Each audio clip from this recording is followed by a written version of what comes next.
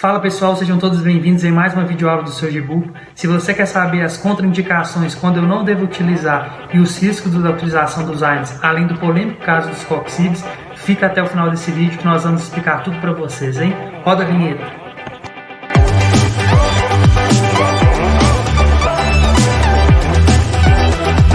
Bom pessoal, então após nós conversarmos sobre as principais características dos AINES, hoje nós iremos falar sobre um tema muito importante, que está diretamente relacionado com as precauções em relação à utilização desse tipo de medicamento.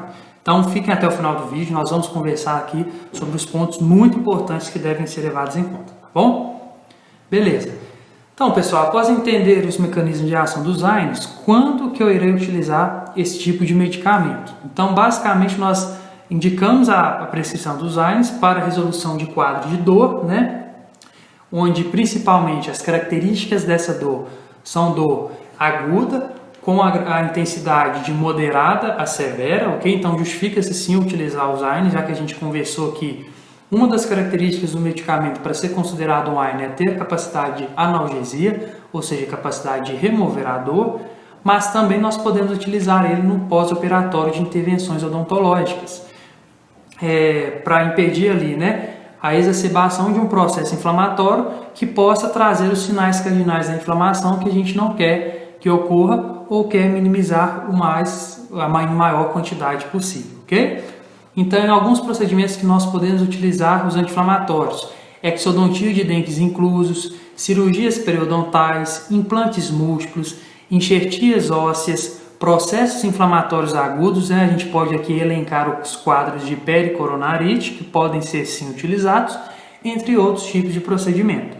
Uma atenção especial, pessoal, em relação à prescrição dos AINES é que, para que eu tenha um efeito analgésico eficaz, o melhor regime para que o AINE seja utilizado é o que nós chamamos de analgesia preventiva. O que consiste essa analgesia preventiva? Eu vou administrar para aquele meu paciente o meu anti-inflamatório esteroidal após a minha lesão tecidual, ou seja, após a minha cirurgia, mas eu não espero que aqui surja a sensação dolorosa. Então, traduzindo para vocês, como que funciona isso? O meu paciente fez a cirurgia, acabou a cirurgia, eu prescrevo para ele meu AINE, antes que o efeito da minha anestesia acabe. Então, o que acontece? No momento que o meu paciente fez a utilização do meu AINE, passa-se ali as etapas da farmacocinética, né? Absorção, distribuição e assim por diante. O meu AINE vai ter no minha concentração plasmática, atingindo ali a nossa CME, concentração mínima eficaz, e o efeito do meu anestésico vai diminuindo. Vai chegar um momento que eu vou ter o meu AINE na concentração ideal, exercendo o meu efeito, né, no caso o meu efeito analgésico, e o meu anestésico local já vai ter cessado o seu efeito. Consequentemente, o meu paciente, a sensação dolorosa dele vai diminuir e muito, em algumas situações ela nem chega a surgir. Então, os protocolos de regime utilizados em casos mais indicados, né, seria a utilização de analgesia preventiva. Tudo bem? Então vamos lá. Em relação à duração do tratamento, a gente tem que ter atenção especial em relação a alguns pontos, pessoal, mas vamos por parte para a gente entender. Quando a gente está falando no processo de dor, né, decorrente aqui do nosso exemplo de uma intervenção cirúrgica, né, de uma lesão tecidual, nós sabemos que o quadro de dor ele tem em média a duração de 24 horas. E o pico desse quadro de dor nos nossos pacientes é em média de 6 a 8 horas. Então o que a gente consegue compreender com isso? Que os quadros de dores nos nossos procedimentos odontológicos são quadros de dores com a duração um pouco reduzida. Quando a gente analisa um dos sinais da nossa inflamação, correto? Quando a gente analisa o edema, que é um outro sinal cardinal da inflamação dentro dos nossos 5 sinais existentes, nós vemos que o edema ele possui um ápice após as 36 horas, ou seja, vai ser o momento que eu vou ter o meu edema ali no máximo. Feito isso, pessoal, quando eu analiso então o meu quadro de dor com a média de 24 horas, com um pico de 6 a 8, e o meu edema tendo seu ápice após as 36 horas, nós conseguimos concluir que a duração do tratamento dos AINES a indicação dele deve ser no período máximo de 48 a 72 horas. O que quer dizer esse valor? De 2 a 3 dias. Observem que, pessoal, quando eu tenho esse período de 48 a 72 horas, eu estou englobando aqui tanto a duração média do quadro de dor, 24 horas, e também pegando o seu pico, né, de 6 a 8, quanto também engloba nesse período o ápice do edema, que é após as 36 horas.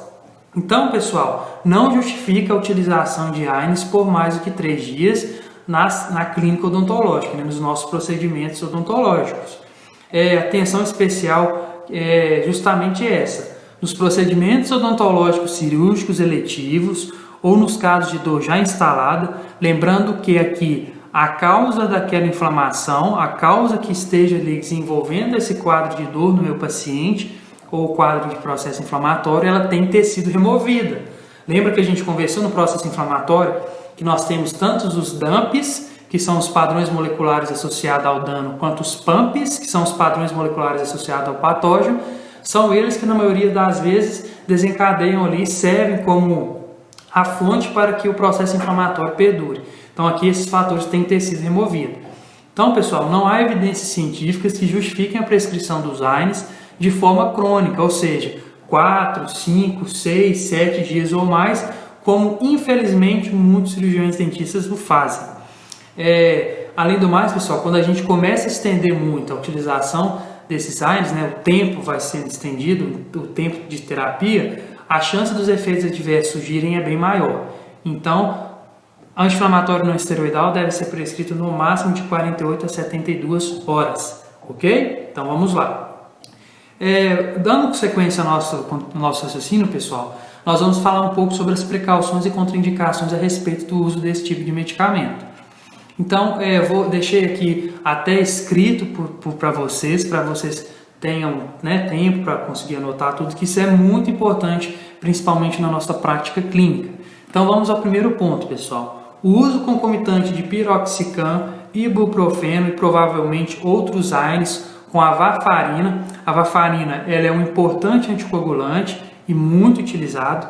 Pode potencializar o efeito anticoagulante deste e provocar hemorragia.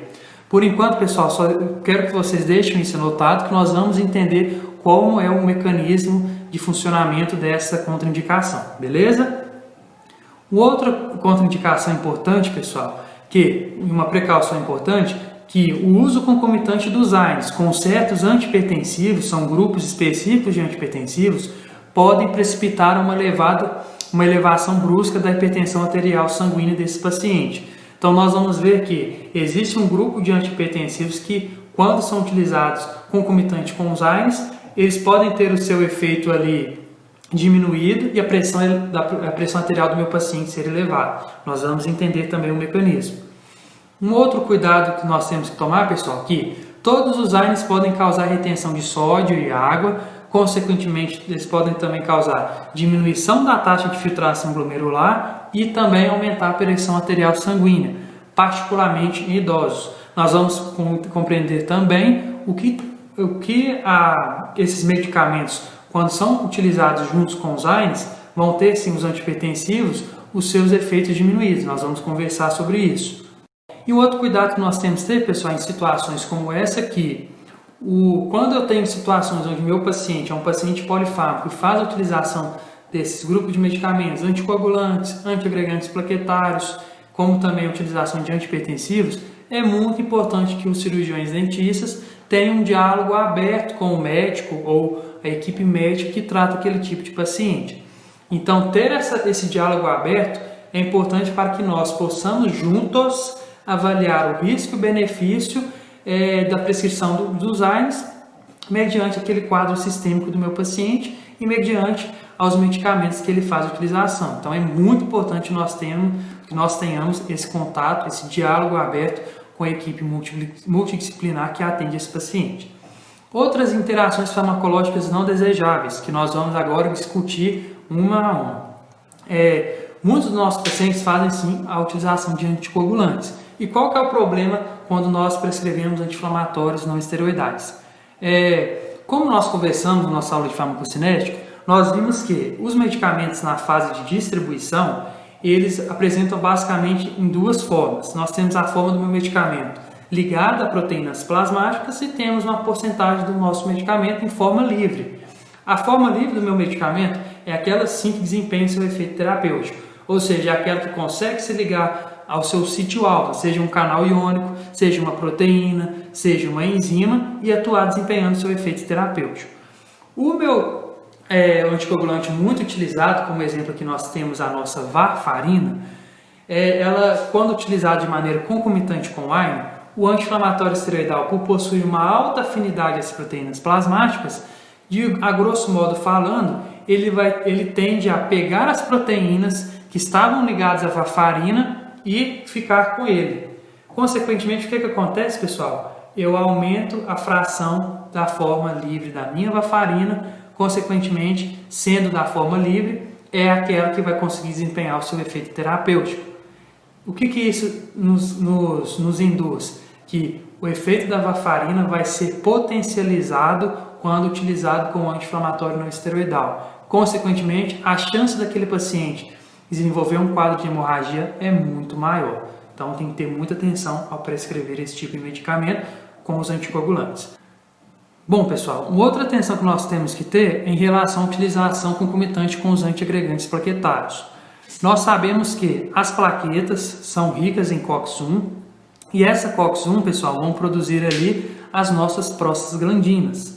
As prostaglandinas, por sua vez, vão sofrer a ação de uma enzima específica chamada tromboxanosintase. E essa tromboxanosintase irá produzir o tromboxano A2.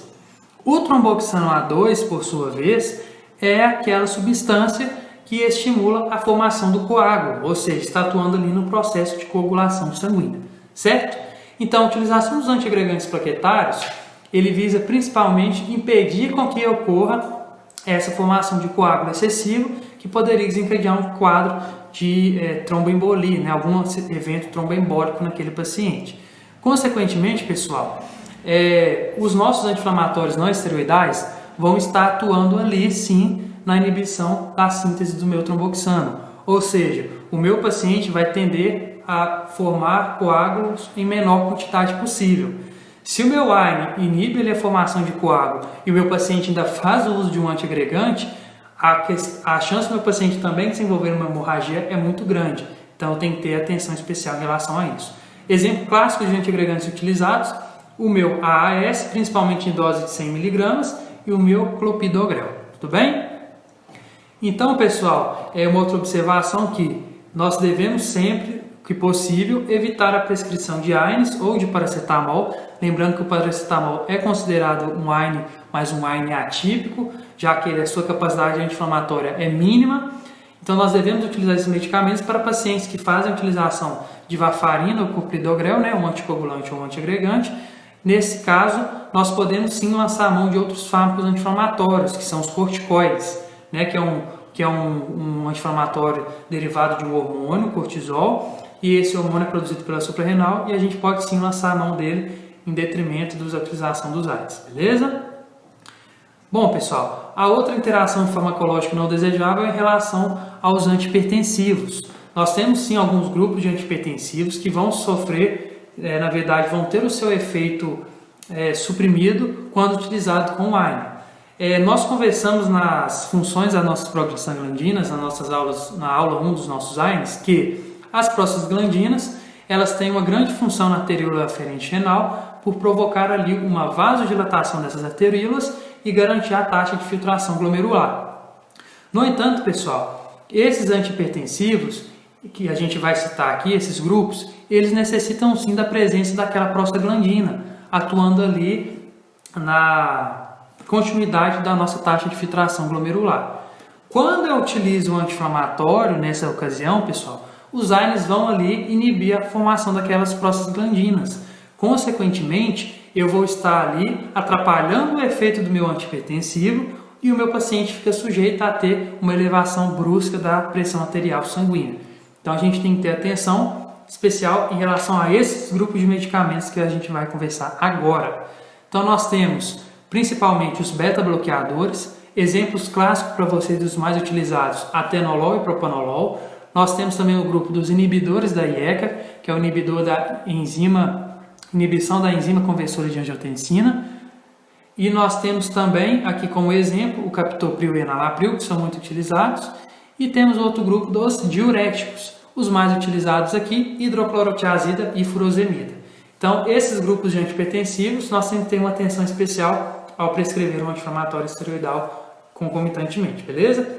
Um ponto-chave aqui, pessoal, que os inibidores do canal de cálcio, que é um outro grupo de antihipertensivos, né? Nós temos como exemplo nifedipina, verapamil, dieltiazem, além do amlodipino, são antihipertensivos que não dependem da ação dessas prostaglandinas renais para exercer a sua função. Então, o paciente faz a utilização desse medicamento, não vai ter o seu efeito prejudicado com o uso concomitante dos anti-inflamatórios não esteroidais. Se vocês têm dúvida em relação, pessoal, aos grupos antihipertensivos, deixa aqui no comentário para a gente que nós podemos fazer um vídeo para vocês em relação à classe dos antihipertensivos, beleza? Bom, pessoal, agora nós vamos conversar sobre o caso dos coxibes, um caso muito polêmico que gerou uma controvérsia muito grande aí no mercado farmacológico. Mas antes da gente começar, pessoal, eu peço aqui para vocês se inscreverem no nosso canal, deixem um like no vídeo, comentem, se puderem compartilhar também, que vocês ajudam muito no crescimento da página para que nós possamos sempre trazer conteúdo de qualidade para vocês, beleza? Conto com a ajuda de vocês, hein? Voltando aqui, galera, no caso dos coxibes, inicialmente, quando foi estudado esse medicamento, eles pensaram o seguinte: bom, eu tenho a COX-1 e a COX-2. Eu sei que a COX-1 ela é fisiológica e a minha COX-2 ela é presente principalmente em processos inflamatórios. Se nós criarmos um medicamento que inibe, ele é seletivo da COX-2, que inibe a COX-2, eu vou estar ali diminuindo o processo inflamatório, mas vou garantir ali a função fisiológica da minha COX-1, principalmente na questão na proteção da mucosa do adenal. Beleza, pessoal, na teoria isso foi fantástico. Só que, após a utilização desses medicamentos, começou a surgir uma série de eventos cardiovasculares que levou os pesquisadores a tentar entender o porquê que isso estava acontecendo. Então, os coxibes, após isso, uma grande quantidade deles foram retirados do mercado. Nós sim temos alguns exemplares desse grupo, mas também tem o seu uso muito restrito, em intervalos muito pequenos, o paciente não pode ter nenhum problema cardiovascular associado. Mas vamos entender aqui esse mecanismo do que estava acontecendo esses eventos tromboembolíticos. Nós sabemos que o processo de coagulação é decorrente de um equilíbrio fisiológico, então eu tenho substâncias que estimulam a inflamação e substâncias que contrapõem a inflamação para manter esse equilíbrio.